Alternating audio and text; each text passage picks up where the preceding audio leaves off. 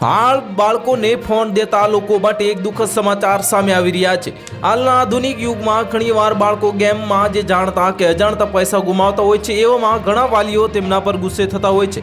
આવો જ એક વિડીયો સોશિયલ મીડિયા પર વાયરલ થઈ રહ્યો છે અને જેમાં ઘરવાળા ગેમમાં પૈસા વાપરેલા પર બાળકોને મારી રહ્યા છે। આમાં ચોંકાવનારી વાત એ છે કે આ વિડીયો ઘરના સભ્યોએ જ બનાવીને વાયરલ કર્યો હતો।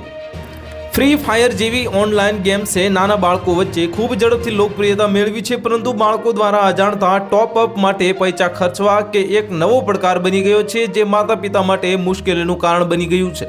વાયરલ થતા આ વિડીયોમાં બાળક પોતાની માતા પાસે માર ખાતો દેખાઈ રહ્યો છે। તેને પણ ફ્રી ફાયર ગેમ રમવા માટે પોતાના પપ્પાની આવકના પૈસા વાપરી નાખ્યા હતા।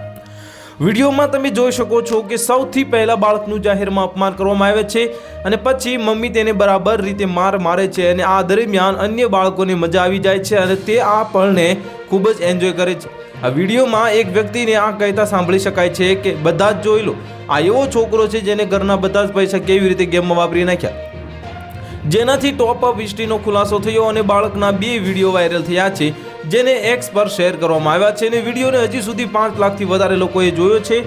જ્યારે ઘણી કોમેન્ટો પણ આવી રહી છે અને આ યુઝરના કોમેન્ટ કરી કે તેને કેટલા પૈસા વાપર્યા છે।